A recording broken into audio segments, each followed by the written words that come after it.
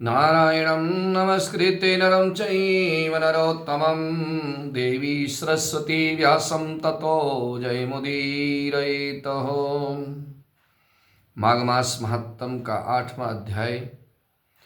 8वें अध्याय कथा बहुत ही पावन कथा है, बहुत ही पवित्र कथा है, जिसको सुनने मात्र से भगवान की भक्ति प्राप्त होती है, नारायण की कृपा से मनवांछित फल की प्राप्ति होती है। 8वें अध्याय में यमदूत बोला कि हे सौम्य, तुमने अच्छा प्रश्न पूछा। तुम इस समय पाप से रहित हो, यद्यपि दूसरे की सेवा में तत्पर होते हुए भी मैं आपसे प्रेम पूर्वक तथा अपनी बुद्धि से कहता हूँ, जो व्यक्ति सब अवस्थाओं में मन, कर्म और वचन से, यानी कि मनसा वाचा कर्मणः, दूसरे को कभी दुख नहीं देता, वे कभी यमलोक को नहीं जाता। 3 प्रकार से पाप होते हैं मनसा वाचा कर्मणा, मन वचन कर्म से जो कभी भी किसी दूसरे को दुख नहीं देता, वो कभी भी नरक में नहीं जाता। प्राणियों की हिंसा करने वाले मनुष्य दान, तप और यज्ञ से भी किसी प्रकार की उत्तम गति को प्राप्त नहीं होते।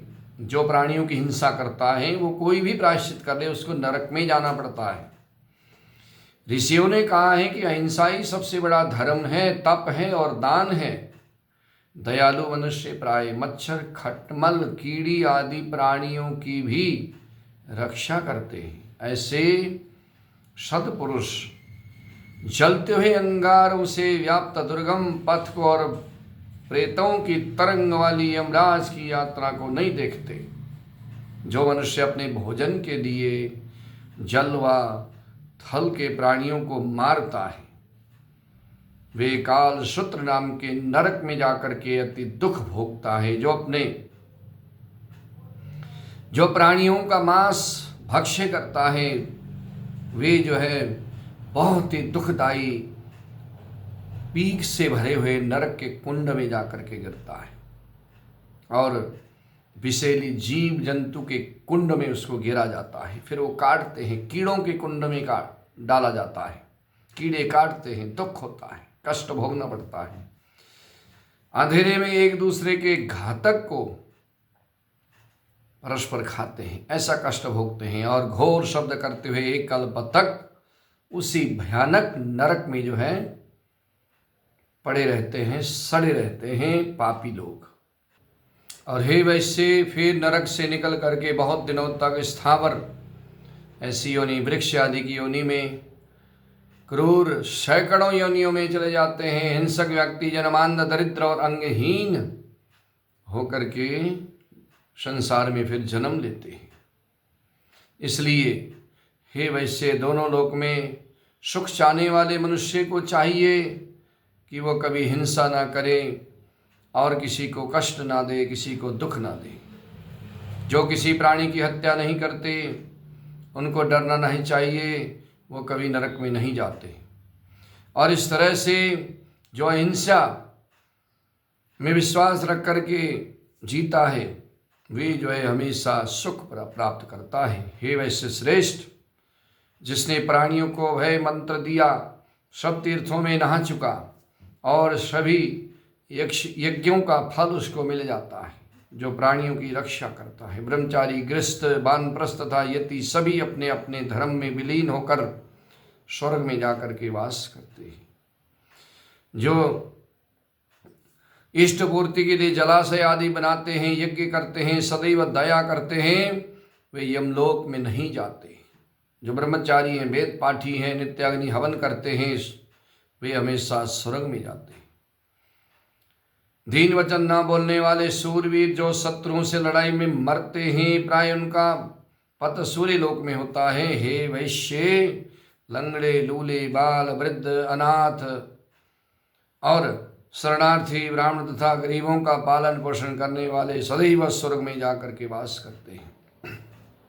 जो आवागमन के चक्र से निकल जाते हैं, कीचड़ में पड़ी गाय को तथा ऋषि, ब्राह्मण और बालक की कल्याण करने वाले को जो बचाते हैं, सेवा करते हैं, वो स्वर्ग जाते हैं। जो मनुष्य कुआं, तालाब, प्याव आदि बनवाता है और पानी की व्यवस्था करता है, उसको हमेशा स्वर्ग में वास मिलता है। जो व्यक्ति पीपल, नीम, बरगद तथा आम के पेड़ लगाता है उसको भी स्वर्ग में वास मिलता है, नरक में नहीं जाना पड़ता। वृक्षों को लगाने से पुण्य मिलता है, वृक्षों को काटने से पाप मिलता है, पाप भोगना पड़ता है, वृक्षों को काटने से नरक जाना पड़ता है। इस तरह से ऐसे पुण्य कर्म करने वाले मनुष्य संसार में सुख भोग कर अंत में वैकुंठ धाम की प्राप्ति करते हैं। और जो ये अनुष्ठान करते हैं, पितरों का भली भांति तर्पण करते हैं, मार्ग में घनी छाया वाले वृक्ष लगाते हैं, अग्नि में हवन करते हैं, देवताओं का पूजन करते हैं, पेड़ लगाते हैं, पानी का दान करते हैं, प्यासे को पानी पिलाते हैं, भूखे को अन्न खिलाते हैं, उनको हमेशा स्वर्ग में वास मिलता है।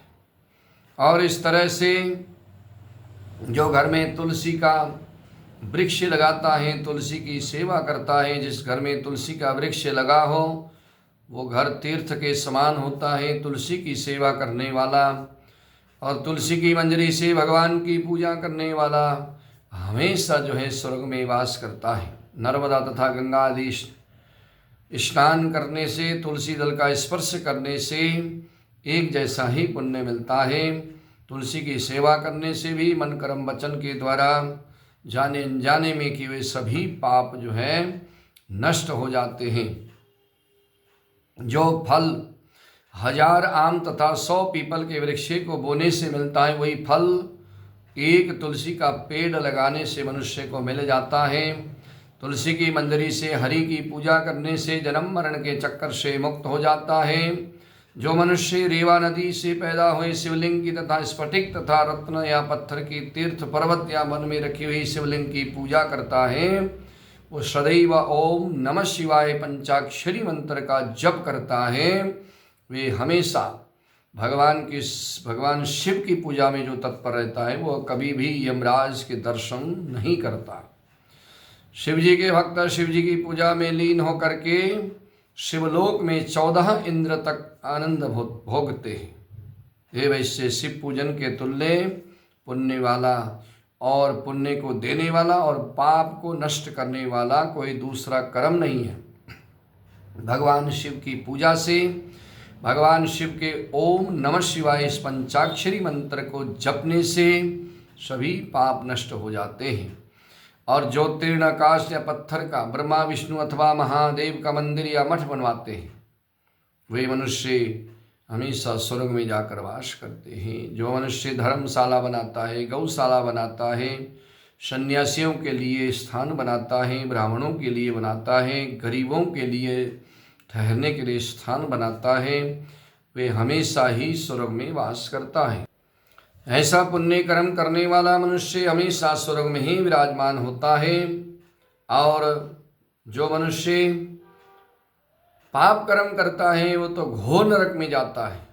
जो मनुष्य देवता, ब्राह्मण तथा सन्यासी के मठ, धन अथवा घर का अधिकार छीन लेता है, देवताओं के धन को खा लेता है, ब्राह्मण के धन को खा लेता है, वे तो हजारों वर्ष तक विष्ठा का कीड़ा होकर जन्मता है और उसको जो है नरक से ही मुक्ति नहीं मिलती, हमेशा नरक में ही वास करना पड़ता है। और इस तरह से ब्राह्मण का, देवताओं का, मठाधीशों का अन्न खाने से, उनका जो है धन हरण करने से वे जो है हमेशा नरक में वास करते हैं। और इस तरह से जो मनुष्य सदैव माता पिता, देवता तथा अतिथियों का सत्कार करता है, माता पिता की सेवा करता है, दीन दुखियों की सेवा करता है, भूखे को अन्न खिलाता है, प्यासे को पानी पिलाता है, गौ की सेवा करता है, वो मनुष्य हमेशा स्वर्ग में वास करता है। ये पावन माघ महीने में जो भी कोई पुण्य कर्म करता है उसको हमेशा संसार में सुख मिलता है और मृत्यु के उपरांत भगवान के धाम में वास मिलता है। आनंद कंद भगवान की जय हो। 8वें अध्याय कथा सुनाई, बहुत ही पावन कथा है। इस कथा को सुनने मात्र से मनवांछित फल की प्राप्ति होती है, सुख और समृद्धि प्राप्त होती है। अब आगे की कथा मैं आपको माघ मास महात्म के 9वें अध्याय में सुनाऊंगा। माघ मास महात्म का 9वां अध्याय बहुत ही पावन अध्याय है। इसको सुनने मात्र से मनवांछित फल की प्राप्ति होगी। आनंद कंद भगवान की जय हो।